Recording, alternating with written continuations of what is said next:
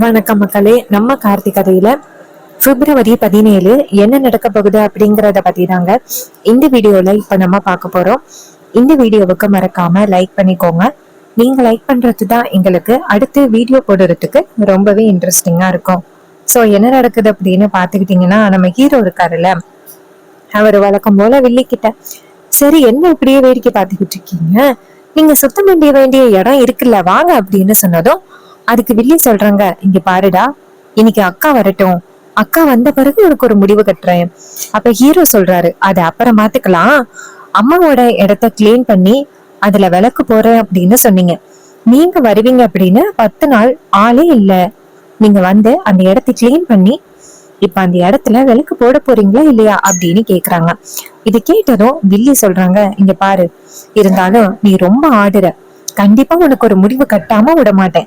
அப்ப ஹீரோ சொல்றாரு, இங்க பாருங்க, அதையெல்லாம் அப்புறம் பாத்துக்கலாம், இப்ப சொன்ன வேலையை செய்யுங்க அப்படின்னு சொல்லிட்டு சொன்னதும் அவரு செம்ம காண்டுல அந்த ஹீரோ சொன்னதும் வில்லி என்ன பண்றாங்கன்னா, சரி வேலை வழி இல்ல, இவனுங்களை இதுக்கு மேலேயும் நம்மளால வந்து எதிர்த்து பேச முடியாது, நம்ம போய் கிளீன் பண்ணுவோம் அப்படின்னு வில்லி என்ன பண்றாங்கன்னா, நேரா அந்த அபிராமியோட சிலைக்கு போறாங்க. அங்க போயிட்டு சுத்தம் பண்றாங்க. இன்னொரு பக்கம் வீட்டுல எல்லாருமே சாப்பிடறதுக்கு உட்கார்றாங்க. அப்பதான் ஈஸ்வரி கேக்குறாங்க, எங்க சந்திராவை காணோம் அப்படின்னு. அதுக்கு ராஜா சொல்றாரு, அவ ரொம்ப முக்கியமான ஒரு வேலையா போயிட்டா, இப்ப எதுக்கு நீ அவளை பத்தி கேக்குற அப்படின்னு கேக்குறாங்க. அப்ப சந்திரா வந்துட்டு கை கால் வலி தாங்க முடியாம அந்த இடத்துக்கு வராங்க. சந்திரா வரத வந்து நம்ம ஈஸ்வரி பாக்குறாங்க. பாத்துட்டு, வா சந்திரா, உனக்காக தான் வெயிட் பண்ண, இங்கடி போன, சாப்பிடுற நேரத்துக்கு கரெக்டா வரமாட்டியாடி அப்படின்னு. அப்ப சந்திரா சொல்றாங்க, அக்கா என்னால சுத்தமா நடக்க முடியல, எனக்கு சாப்பாடு வேணாம், நான் லேட்டா சாப்பிடுறேன் அப்படின்னு.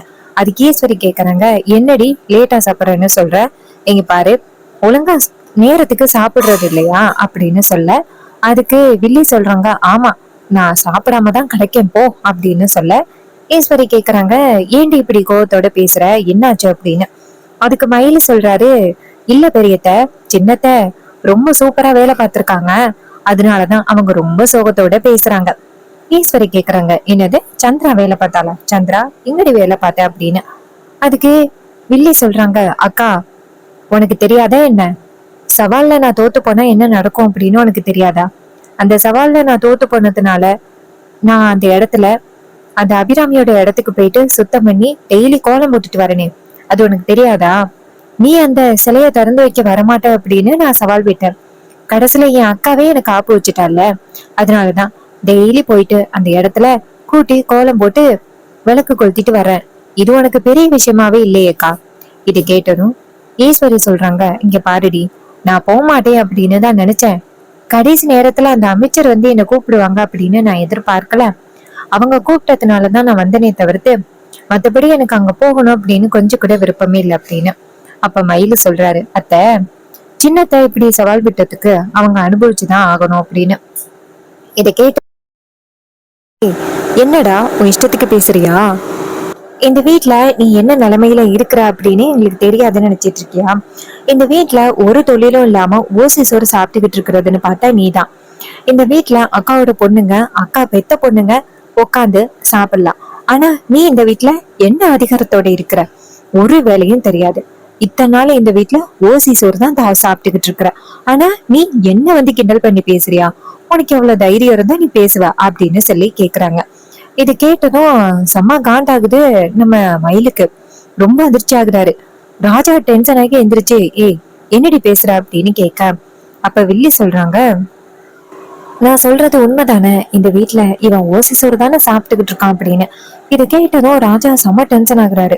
அப்ப நம்ம ஈஸ்வரிக்கும் செம்ம கோவம் வந்துருது. டக்குனு எந்திரிக்கிறாங்க. எந்திரிச்சு, ஏ சந்திரா, என்ன பேச்சு பேசுற, மாப்பிள்ளைய பத்தி இப்படியா பேசுறது அப்படின்னு சொல்லி கேட்க, அப்ப வில்லி சொல்றாங்க, ஏங்கா, உன் மாப்பிள்ள என்னை எந்த அளவுக்கு அவமானப்படுத்துறான், அதெல்லாம் உனக்கு பெரிய விஷயமா இல்லையா, உன் மாப்பிள்ளைய நான் அவமானப்படுத்திட்டேன் அப்படின்னு பேசுற, அவன் எந்த அளவுக்கு என்னை கேவலப்படுத்துறான், என்னை கூட்டிட்டு போயிட்டு அந்த இடத்துல வேலைக்காரி மாதிரி வேலை பார்க்க வைக்கிறான், அதெல்லாம் உனக்கு பெரிய விஷயம் இல்லையா அப்படின்னு சொல்லி கேக்குறாங்க. இது கேட்டதும் நம்ம ஈஸ்வரி சொல்றாங்க, இங்க பாரு, அவரு நம்ம வீட்டோட மாப்பிள்ள, அவரை பத்தி இப்படி பேசுறது ரொம்ப தப்பு. அப்ப ரோஹிணி சொல்றாங்க, ஆமாமா, என் புருஷனை பத்தி இப்படி பேசுனது ரொம்ப தப்பு அப்படின்னு. இது கேட்டதும் வில்லி சொல்றாங்க, ஏய் உன்னை பத்தி நான் சரியாதான் பேசினேன். இந்த வீட்ல நீ ஓசி சோறு சாப்பிட்டுக்கிட்டு இந்த வீட்ல தெண்டமா தானே இருக்க அப்படின்னு சொன்னதும் ஈஸ்வரி செம்ம டென்ஷன் ஆகி டக்குன்னு சந்திராவோ பலார்னு ஓங்கி அறிகிறாங்க. சந்திரா ரொம்ப அதிர்ச்சி ஆகுறாங்க. வீட்டுல உள்ள எல்லாருமே ஷாக் ஆகுறாங்க. அப்ப ரோகிணி சொல்றாங்க, அம்மா சரியான ஒரு வேலையை தான் பண்ணிருக்கீங்க. சித்திக்கு இருந்தாலும் திமிரு ரொம்ப அதிகம். என் புருஷனை பத்தி எப்படி பேசுறத பாத்தீங்களா? இங்க பாருங்க சித்தி, இந்த வீட்ல அவர் எப்படி மருமகனா வந்தாரு, எதுக்காக மருமகனா வந்தாரு அப்படிங்கிறது அம்மாவுக்கு நல்லாவே தெரியும்.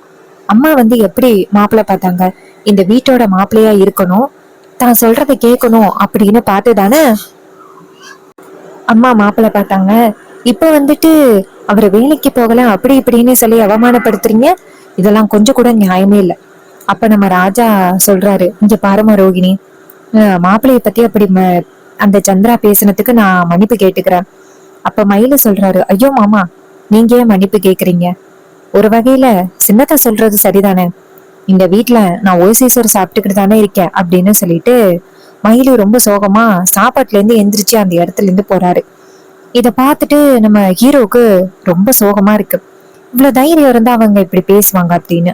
அப்ப ராஜா நேரா வில்லிய பார்த்து, இங்க பாரு, உன்னால எவ்வளவு பெரிய விஷயம் நடந்துருச்சு பத்தியா, மாப்பிள்ளைய பத்தி இப்படி மோசமா பேசுற அப்படின்னு சொல்லிட்டு பேசுறாங்க.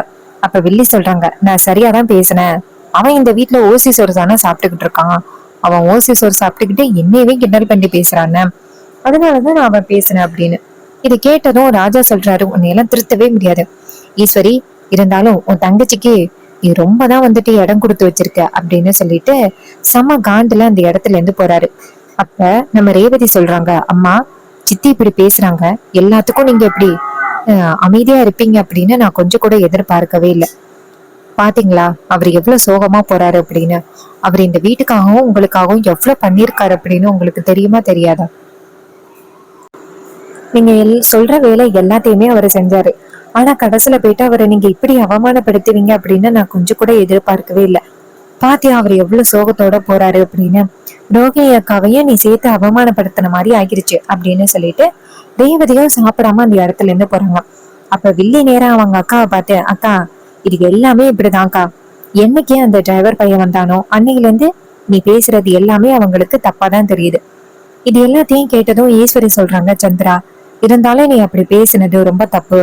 அப்ப சந்திரா சொல்றாங்க, இங்க பாருக்கா, நான் பேசினதுல எந்த தப்புமே இல்லை. அவன் அந்த டிரைவர் பையன் கூட சேர்ந்துகிட்டு இப்படி எல்லாம் பண்ணிக்கிட்டு இருக்கான். அவனை பேசினது சரிதான்க்கா அப்படின்னு சொன்னதும் ஈஸ்வரி சொல்றாங்க, இங்க பாரு, நீ பேசினது தப்பு அப்படின்னு. அதுக்கு சந்திரா சொல்றாங்க, இல்லக்கா, என்ன பொறுத்த வரைக்கும் நான் பேசினது சரிதான் அப்படின்னு சொல்லிட்டு அந்த இடத்துல இருந்து கிளம்புறாங்க. அப்ப நம்ம ஈஸ்வரிக்கு ரொம்ப கவலையா இருக்கு. என்னடா இது, இவ இப்படி எடுத்துரிஞ்சு பேசிட்டாளே அப்படின்னு. அப்ப மயில நேரா அவரோட ரூமுக்கு போயிட்டு அழுகுறாரு. அப்ப ரோகிணி நேரா ரூமுக்குள்ள போயிட்டு அவர் அழுகுறத பார்த்துட்டு அதிர்ச்சி ஆகி, அவர் அழுகுறத வேற யாராவது பார்த்தா கண்டிப்பா ஏதாவது கிண்டல் பண்ணுவாங்க அப்படின்னு ரூம் கதவை சாத்துறாங்க. சாத்திட்டு நேரா அவர்கிட்ட போயிட்டு, என்னங்க அழாதீங்கங்க, சித்தி அப்படி பேசுனதுக்கு நான் உங்ககிட்ட மன்னிப்பு கேட்டுக்கிறேன். அப்ப மயில சொல்றாரு, இங்க பாரு ரோகு, நீ என்ன பண்ணுவ? அவங்கதான் எப்பவுமே இப்படி அவமானப்படுத்தி பேசுவாங்களே, அத பத்தி நீ ஏன் மன்னிப்பு கேக்குற? அப்ப ரோகிணி சொல்றாங்க, இல்லங்க, அம்மா உங்களை எப்படி வந்துட்டு இந்த வீட்டுக்கு என்ன கல்யாணம் பண்ணி வச்சாங்க அப்படிங்கிறது எல்லாருக்குமே தெரியும். அது தெரிஞ்சும் சித்தி இப்படி பேசுறாங்களே, நீங்க எவ்வளவு பெரிய வேலை பார்த்தீங்க, அது வேணாம் அப்படின்னு எனக்காக விட்டுட்டு வந்தீங்க. அம்மா வந்து வேலை பார்க்க கூடாது அப்படின்னு சொன்னதுக்காக. ஆனா இன்னைக்கு சித்தி உங்களை இப்படி அவமானப்படுத்தி பேசுறத பார்த்தா என் மனசுக்கு ரொம்ப கஷ்டமா இருக்கு. எனக்காக நீங்க அவ்வளவு பெரிய வேலையை விட்டுட்டு வந்தீங்க. ஆனா இன்னைக்கு என்னால அவ்வளவு பெரிய அவமானத்தை தாங்கிட்டு இருக்கீங்க. என்ன மன்னிச்சிருங்க. அப்ப மயில சொல்றாரு, ரோகு, என்ன ரோகு இப்படி பேசுற? இங்க பாரு, இந்த மாதிரி நேரத்துல நீ அழுகவே கூடாது, சரியா? நீ பாரு, யாரு பேசுனா? என் சின்னத்தை தானே பேசுனாங்க. அவங்கதான் இந்த மாதிரி ஏதாவது ஒண்ணு பேசிக்கிட்டே இருப்பாங்களே, அதெல்லாம் எனக்கு பெரிய விஷயம் இல்ல. நீ இப்படியெல்லாம் இந்த மாதிரி நேரத்துல அழக்கூடாது. அப்ப ரோகிணி சொல்றாங்க, என்னங்க இப்படி நீங்க வந்துட்டு எனக்கு சமாதானப்படுத்துவீங்க அப்படின்னு நான் நினைச்சு கூட பார்க்கவே இல்லை. என்னால நீங்க எவ்வளவு பெரிய அவமானத்தை தாங்கிட்டு இருக்கீங்க அப்படின்னு. அப்ப அவர் சொல்றாரு, இங்க பாரு ரோகு, அதெல்லாம் பெரிய விஷயமா எடுத்துக்காகத ரோகு, ஒரே பண்ணாத அப்படின்னு சொல்லிட்டு அவர் வந்து சமாதானம் சொல்றாரு. இன்னொரு பக்கம் ரோகிணி சொல்றாங்க, சரிங்க அப்படின்னு சொல்ல. அப்ப மயில் வந்துட்டு ரோகிணியை தூங்க வைக்கிறாரு. தூங்க வச்சுட்டு மயிலை நேரா மாடிக்கு போறாரு. அப்ப நம்ம ஹீரோ அந்த இடத்துல இருக்காரு. ஹீரோ நேரா மயிலை பார்த்துட்டு, சின்னத்தை அப்படி உங்களை சொல்லியிருக்க கூடாது அப்படின்னு சொல்ல, அப்ப மயில சொல்றாரு, சகல அந்த சின்னத்துக்கு வேற வேலை என்ன, இப்படிதான் ஏதாவது ஒரு பிரச்சனைய உண்டாக்கிக்கிட்டே இருப்பாங்க, அதெல்லாம் பெரிய விஷயமா எடுத்துக்க கூடாது. இங்க பாருங்க சகல, என்னை பொறுத்த வரைக்கும் ரோகுக்கு நல்லபடியா குழந்தை பிறக்கணும், நானும் ரோகு என் குழந்தை எல்லாருமே ரொம்ப ஹாப்பியா இருக்கணும், அதான் எனக்கு முக்கியம், மற்றபடி எனக்கு வேற எதுவுமே எனக்கு முக்கியம் இல்லை அப்படின்னு சொல்றாங்க. இதையெல்லாம் கேட்டதும் நம்ம ஹீரோ சொல்றாரு, இந்த அளவுக்கு நீங்க ஒரு அண்டர்ஸ்டாண்டிங்ல இருப்பீங்க அப்படின்னு நான் எதிர்பார்க்கல, ஆனா நீங்க கவலைப்படாதீங்க, அவங்க இப்படி பேசினதுக்கு கண்டிப்பா அவங்களுக்கு ஒரு பதில் கிடைக்கும் அப்படின்னு. அப்ப அவர் சொல்றாரு, இங்க பாருங்க சகல, நீங்க எதுக்கும் கவலைப்படாதீங்க, அதெல்லாம் எதுவும் நான் பெருசா எடுத்துக்கல அப்படின்ட்டு. அப்ப ரேவதி அந்த இடத்துக்கு வராங்க. ரேவதி வந்துட்டு சொல்றாங்க, சித்தி இருந்தாலும் இப்படி பேசிருக்க கூடாது, சித்தி இப்படி பேசினதுக்கு அவங்களுக்கு கண்டிப்பா ஏதாவது ஒரு பதிலடி கொடுத்தே ஆகணும். அப்ப ஹீரோ சொல்றாரு, அவங்களுக்கு பதிலடி கொடுக்கறத விட்டுட்டு அவங்க பேசின பேச்சுக்கு வந்துட்டு அவங்க மயிலுக்கிட்ட மன்னிப்பு கேட்கணும், அப்படித்தான் நம்ம ஏதாவது பண்ணணும். அப்ப ரேவதி சொல்றாங்க, சூப்பருங்க, அததான் நான் யோசிச்சேன், சித்தி பேசின பேச்சுக்கு கண்டிப்பா வந்துட்டு மன்னிப்பு கேட்டுதான் ஆகணும் அப்படின்னு சொல்லிட்டு பேசிக்கிட்டு இருக்காங்க. அப்ப நம்ம ஹீரோ என்ன பண்றாருன்னா, நேரா அவங்கள பார்த்து, அதெல்லாம் கவலைப்படாதீங்க, கூடிய சீக்கிரம் அவங்களே தானா வந்து மன்னிப்பு கேட்பாங்க, அது கண்டிப்பா நடக்கும் அப்படின்னு சொன்னதும் மயிலும் சரி சகல அப்படின்னு சொல்றாங்க. இன்னொரு பக்கம் வில்லி அவங்களோட ரூம்ல, ஆகா நம்ம அவசரப்பட்டு அந்த மயிலை வந்து நம்ம ரொம்ப கூட்டத்துல இருக்கும் பொழுது அவமானப்படுத்திட்டோம், இதை வச்சு கண்டிப்பா நம்மள ஏதாவது ஒரு வகையில பழி வாங்கணும் அப்படின்னு முயற்சி பண்ணுவானுங்க, நம்ம கண்டிப்பா கொஞ்சம் உஷாரா இருக்கணும் அப்படின்னு வில்லி நினைக்கிறாங்க. அப்போ அந்த வில்லன் இருக்காருல்ல, அவரு போன் பண்றாரு. வில்லி போன் அட்டன் பண்ணி சொல்லுங்க அப்படின்னு சொன்னதும் அவரு கேக்குறாரு, சந்திரா என்ன பண்ற அப்படின்னு. அப்ப சந்திரா சொல்றாங்க, இல்லங்க நான் இப்பதாங்க வந்துட்டு ஒரு முக்கியமான வேலையா வெளியில வந்தேன். அப்ப அவரு கேக்குறாரு, என்ன வேலையா வந்த. அப்ப சந்திரா சொல்றாங்க, என்னங்க அந்த டிரைவர் பையன் இருக்கிறான்னு, அவனை அந்த மயிலு பையில நான் அத்தனை பேருக்கு முன்னாடி அவமானப்படுத்திட்டேன், இதனால கோவப்பட்டு கண்டிப்பா வந்து என்னை ஏதாவது ஒரு வகையில பழி வாங்கணும்னு நினைச்சு ட்ரை பண்ண போறாங்க, அதுல இருந்து எப்படி எஸ்கேப் ஆகுறதுன்னு தெரியல. அதுக்கு வில்லன் சொல்றாரு, இங்க பாரு நீ கவலைப்படாத, இதெல்லாம் பெரிய விஷயமா, அவனுக்கு கிட்டே இருந்து தப்பிச்சிடலாம். அதுக்கே இவங்க சொல்றாங்க, இல்லங்க அவனுங்க கிட்டே இருந்து தப்பிக்க முடியாது அப்படின்னு தோணுது, ஏன்னா அத்தனை பேருக்கு முன்னாடி நான் ரொம்பவே அவமானப்படுத்திட்டேன், இன்னொரு டிரைவர் பையன் என்ன எப்படி பழி வாங்குறது அப்படின்னு பிளான் பண்ணிக்கிட்டு இருப்பான், இப்ப எனக்கு என்ன பண்றதுன்னு தெரியலங்க அப்படின்னு சொல்லிட்டு பேசிக்கிட்டு இருக்காங்க. சோ இந்த கதை உங்களுக்கு பிடிச்சிருக்கா? இந்த கதை பிடிச்சிருந்துச்சுன்னா இந்த வீடியோவுக்கு மறக்காம லைக் பண்ணிக்கோங்க. நீங்க லைக் பண்றதுதான் எங்களுக்கு அடுத்து வீடியோ போடுறதுக்கு ரொம்பவே இன்ட்ரெஸ்டிங்கா இருக்கும். ஸோ மறக்காம லைக் பண்ணிட்டு இந்த வீடியோவை தொடர்ந்து பாருங்க. நீங்க இப்போ பாத்துக்கிட்டு இருக்கிறது XL size scrunchies, pink colour scrunchies floral டிசைன்ல அமைஞ்சிருக்கு. இந்த floral design pink colour scrunchies XL சைஸ்ல ஃபேன்ஸுக்கு எல்லாருக்குமே ரொம்ப பிடிச்சிருக்குங்க. ஸோ இதே மாதிரி மினி சைஸ்ல கிடைக்குமா அப்படின்னு கேட்டாங்க. ஸோ அதே மாதிரி நம்ம மினி சைஸ்ல லான்ச் பண்ணியிருக்கோம். இந்த மினி சைஸ் ஸ்க்ரன்ச்சீஸ் ரொம்பவே க்யூட்டாகவும் இருக்கும், தலையில வியர் பண்ணும் பொழுது ரொம்ப பர்ஃபெக்டாகவும் இருக்கும். ஸோ உங்களுக்கு வேணும் அப்படின்னா சீக்கிரம் ஆர்டர் பிளேஸ் பண்ணுங்க, இது எல்லாமே அஃபோர்டபுள் ரேட்ல உங்களுக்கு கிடைக்கும். அண்ட் இந்த ஸ்க்ரன்ச்சீஸ் நீங்க மொத்தமா ஆர்டர் பண்ணீங்கன்னா, அதாவது நீங்க ஹோல்சேல் பண்ணீங்கன்னா உங்களுக்கு இது ஒரு பெஸ்ட் ஆப்ஷன் தான். ஏன்னா ஜஸ்ட் 70 ருபீஸ்க்கு, அதாவது 70 ரூபாய்க்கு 12 ஸ்க்ரன்ச்சீஸ் உங்களுக்கு கொடுக்க போறோம்.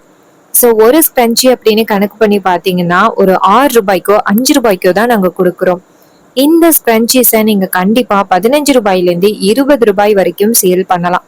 அந்த அளவுக்கு குவாலிட்டி பர்ஃபெக்டாகவும் இருக்கும், ரேட்டும் கரெக்டா இருக்கும். ஸோ ஹோல்சேல் பண்றீங்கன்னா உங்களுக்கு ஒரு பெஸ்ட் ஆப்ஷன்ங்க இது. Pink colour floral design scrunchies and mini size. So சீக்கிரம் ஆர்டர் பிளேஸ் பண்ணுங்க. எப்படி ஆர்டர் பண்ணணும் அப்படின்னா, நீங்க கமெண்ட்ல ஆஃபர் அப்படின்னு கமெண்ட் பண்ணீங்க அப்படின்னா உங்களுக்கு எப்படி இதை பை பண்றது அப்படின்னு சொல்லுவேன்.